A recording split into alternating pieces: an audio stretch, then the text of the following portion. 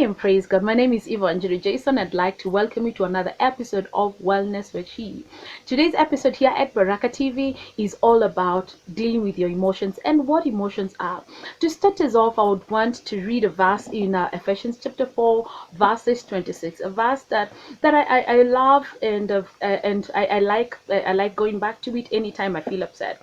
And it says, "Be angry, but sin not, do not let the sun go down in your anger," which would simply mean that anger is a normal human emotion. It's an okay emotion by itself, but it is what you do with it, what you do when you're angry, that determines whether it's good or bad. Because good anger can make you change. You can be angry at a situation and decide you're going to do something about it. You can be angry about a situation and decide you're going to go and destroy everything, and that kind of anger can get you into trouble. That's why the Bible would say, "Be angry but sin not."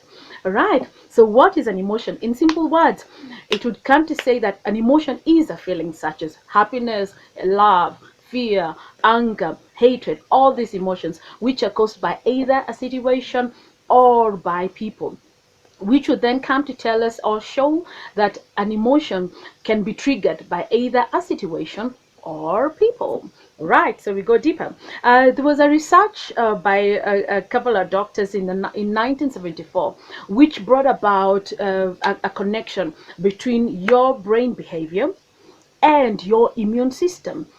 And that would mean your emotions are very important in handling your immunity, your personal immunity, which would show when you're stressed up, you easily get sick. And if you're happy, you're able to live a healthier life. And that is why this episode on wellness is all about how to better manage your emotions for healthy living, for wholeness, for the wholeness of your mind, body, and soul.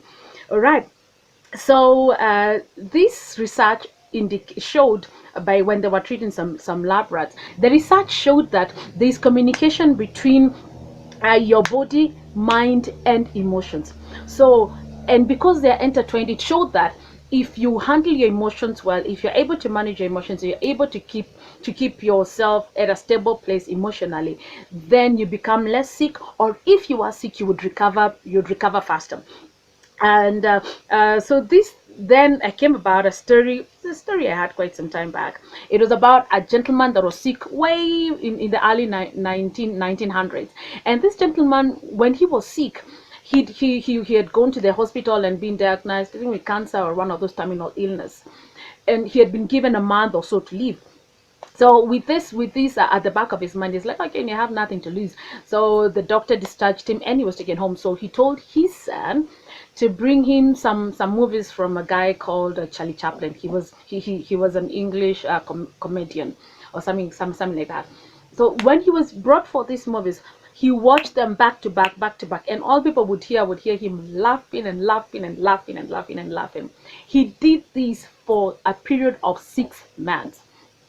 And because of his laughing, remember, he had been given a month to live. So by the time he's stepping up, people are realizing that he's still around. This was 6 months later. When they did, then he went back to the doctors, and the doctors did a test, and the man was totally healed. He was whole. So I simply would like saying he laughed his way into wholeness.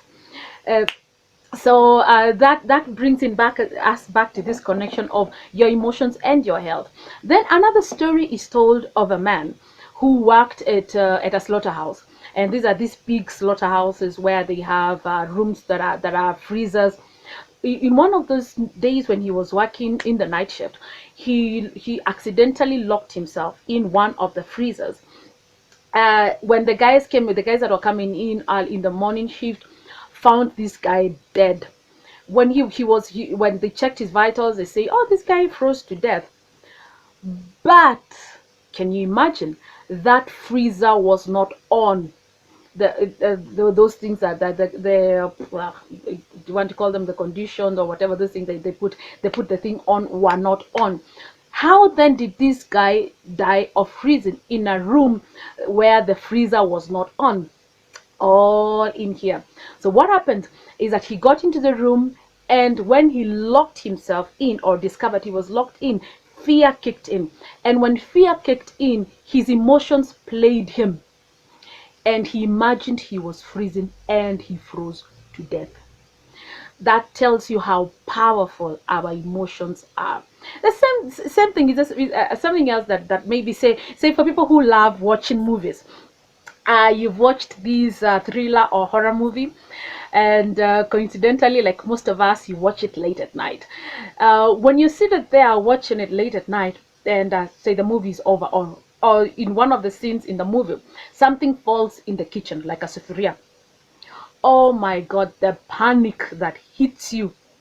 And this is all about your emotions playing around with it. So you move from the scene of the movie that you are watching, and in reality, in your mind, the trigger that is triggered is whatever is happening in the movie is about to happen in your house. Or leave the movie scene aside. Say you're asleep late at night, and you hear some sudden movement or just something. Yes, you are asleep, but as you are asleep, your mind, when you hear that noise, the first register that goes in is that emotion of fear. So fear is triggered. Yes, fear is triggered, and when it's triggered, your imagination goes all over the place, and you're like, oh my God, there are thugs in the house. Then before you slowly maybe try to, then your mind goes to try to register what that noise is. Then you're like, oh no, that's a cup that fell, and your emotions, you calm down. So this episode is all about trying to be better managers of our emotions, and so that we are not played by our own emotions. So keep right here. So as I said, remember me mentioning about emotional trigger. So what is an emotional trigger? An emotional trigger is a response to a person, situation, event, dialogue, reading, or film. Remember my many examples on films or other contents that provoke a strong emotional reaction. Often we are not aware of it. It is just subconsciously. It's just you just respond. If someone say someone walked behind you and you weren't in, and they did a sudden movement, you would your body just reacts without really you having to think about it. So that is what a trigger means. It just happens. You don't have that control. It just happens. And all this happens in a part of our brain that is called amygdala, with some a name like that. You can look it up. And this is a region of our brain that generally associates the emotional processes. It's the human being's alarm system. It's our alarm system. The amygdala is our alarm system as human beings. Now, remember we mentioned I mentioned emotional triggers earlier on when I was explaining what emotions are. So here we just want to find out what is an emotional trigger. An emotional trigger is simply a response to a person, situation, event, dialogue. You can have you can be talking to a person and they say something and it makes you happy, or they say something, it makes you sad, or they say something and it upsets you. So that is to mean a dialogue can be a trigger. Or reading something, you can be reading something and the emotions that are in the pages of the book that you're reading trigger something in you, and you connect with the reader, or you connect with the poem, or you connect with that novel that you're reading. You feel the emotions of the characters that are being talked about in the book. Or a film, the example that I was given, you're watching a horror movie, and the movie is going on, or you're asleep, and the scenes in the movie begin to play in your mind, and you almost want to imagine that person that was doing that stuff in the movie is in your house, or something like that. So all this provoke a strong emotional reaction. Okay, often we are not aware of this. You're not aware of it. It just happens, and you just find yourself in it. Like, so you've seen people who are watching a movie and suddenly they begin to cry, and it's not something, it just happens. And I know so many of us, I'm a victim of it, watching emotional movies, and I find myself crying because I'm so connected, I'm so invested in the scene and whatever is happening. That is emotional. So some common emotional triggers, if someone may ask, what is that? Well, as it's very simple. Someone rejecting you, someone leaving you, a sufuria falling in the kitchen, someone shaking you while you're asleep. All these things can trigger something.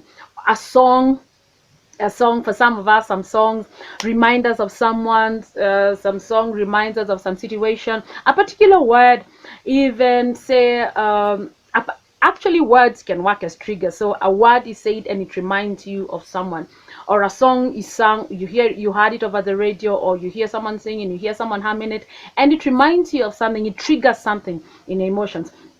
This reminds me of another story. Well, I love stories, and this is said by a pastor. He was given a story while he was preaching, and he said in one of those one time he was in a shopping mall.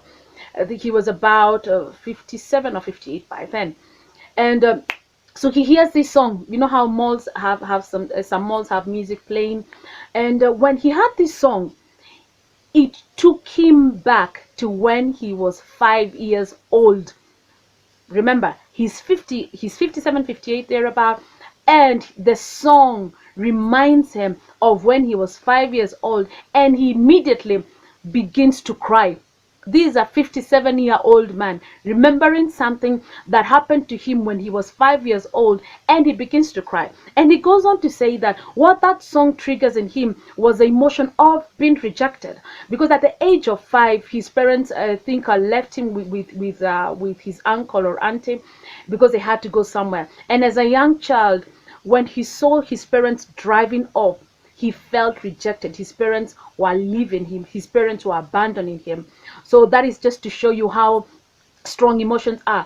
This is a 57-year-old man remembering what happened to him when he was 5 years old, and the exact same feelings or emotion that emotional state he was at when he was 5 years old is the same way he's feeling 57 years at 57 years, about that would be about 52 years later, and the emotion is still as strong. This is just to tell you how strong and how important it is to handle our emotions. They can really play you.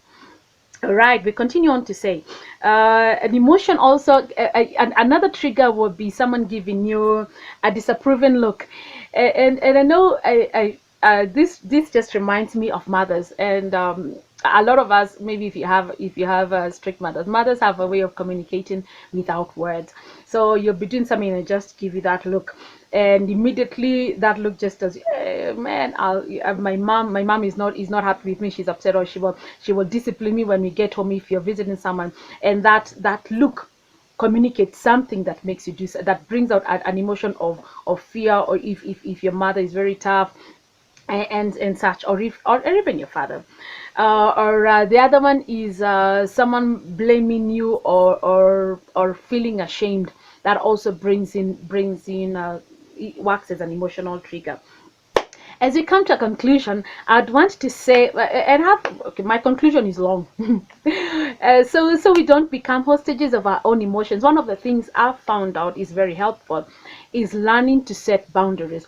One, remember we say that emotions can be triggered by people around us or situations. And so when it comes to human beings, because we are human beings and we will be interacting with other human beings, if you learn to manage your relationships or to set boundaries, it means that you're at a better position to manage your emotions.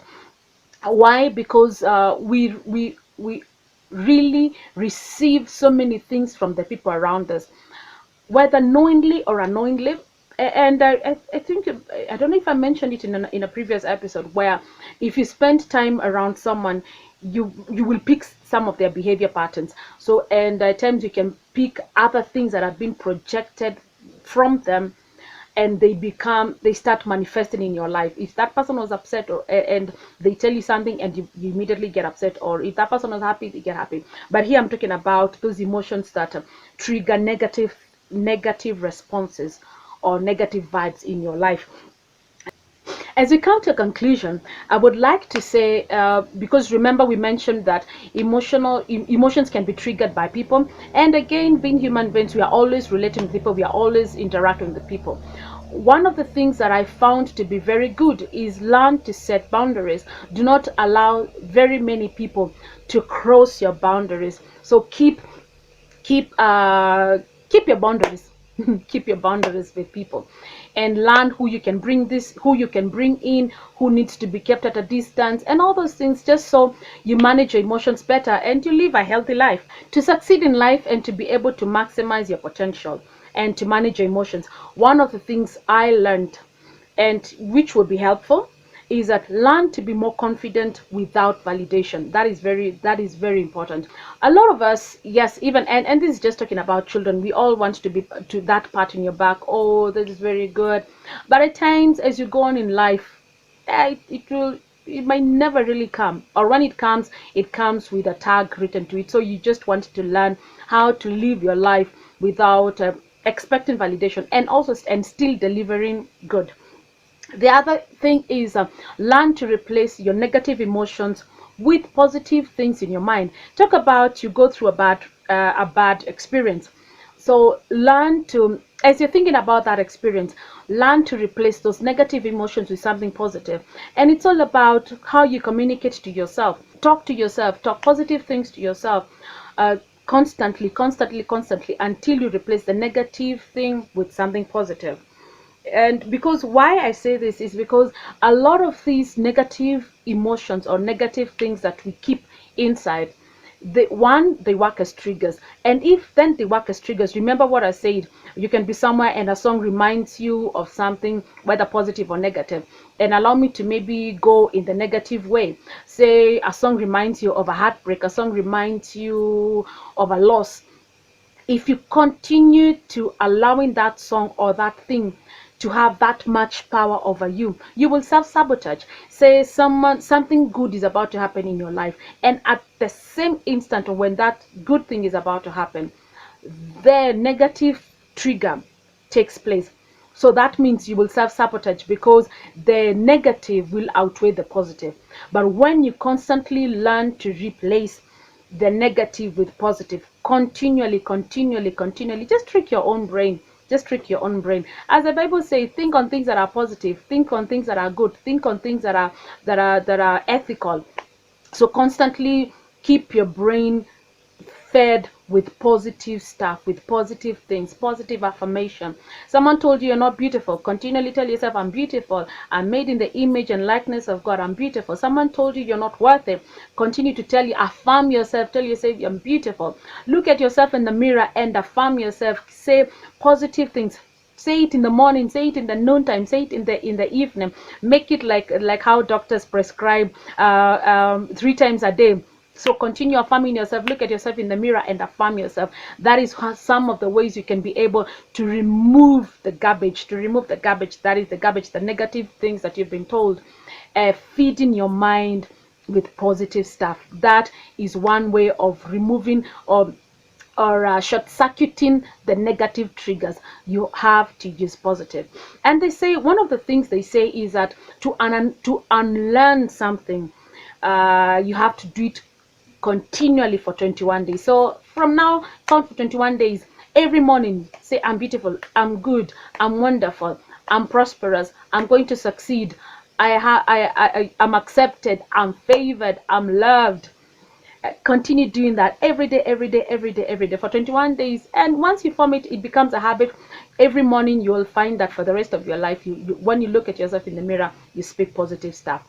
That will help you build in some positivity inside you, and you're stable. Because then remember where the first point where I said, being confident without validation.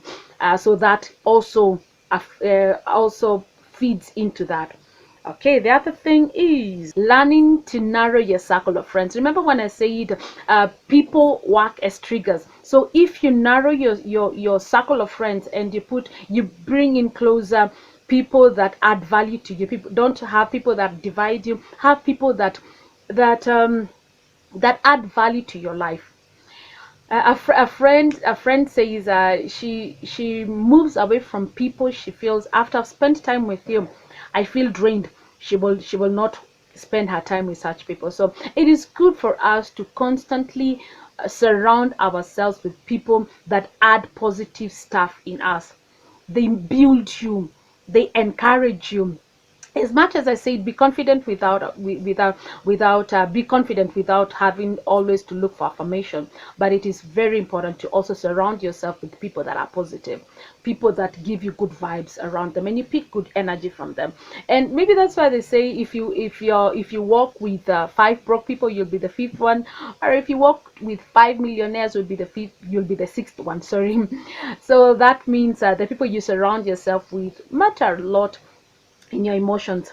Then the other thing is, learn to constantly forgive yourself. Yes, learn to forgive yourself. If you did something wrong, you messed up, learn to forgive yourself. Again, the other thing that I found, I've found, or I've discovered about a lot of us, is that we take ourselves too seriously, and we are often upset when we do mistakes because we think we should have known better. But at times you discover the decision you made was informed by the information that you had at that given time.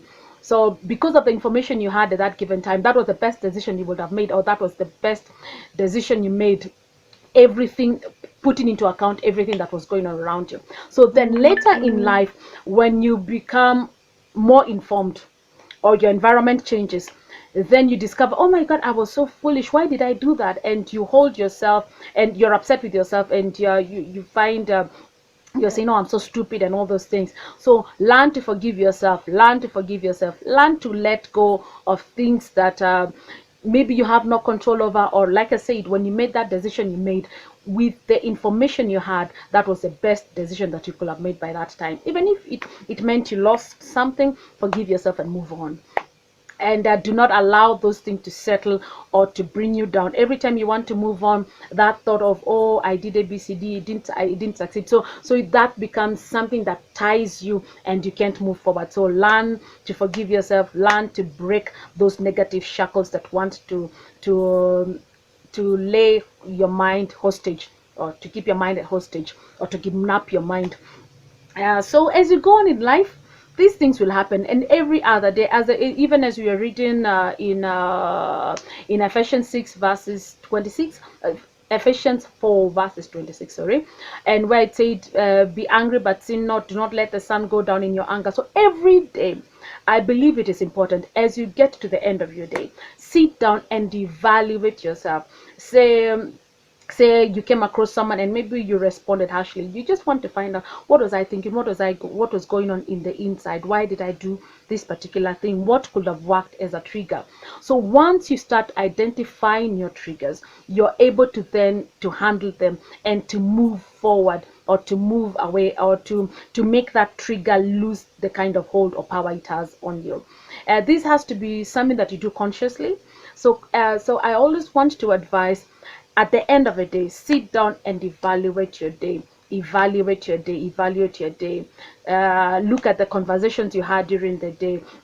Is it a conversation with your husband or your wife or your colleagues at work or people in church or your children, and someone did something and you just responded very harshly, and it didn't warrant that kind of response. So sit back and think, why did this happen? Why did I respond like this? Could there be something that is underlying that I need to deal with? So when you do that and you're able to identify the culprit, then you're able to deal with it. So this way, instead of dealing with the symptoms, you deal with the root.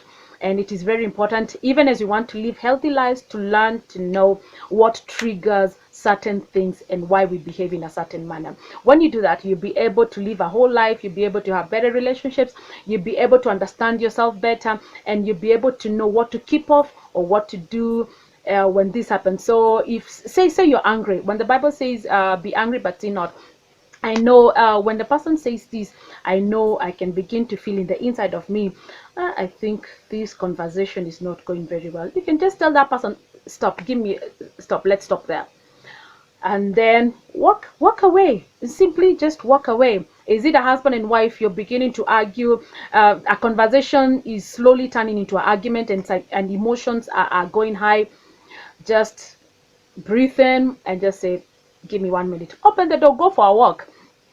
And that is very important. Why I say this is because so many people are in prison today. So many marriages have ended today because of this thing called emotions, and not being able to manage our emotions better. So someone is angry, and they pick a cup or something that is close to them and hit a person. That person becomes sick, they get jailed, or that person dies, they get jailed. And then you regret, and then it brings in another feeling of remorse, where you're now upset with yourself because you overreacted.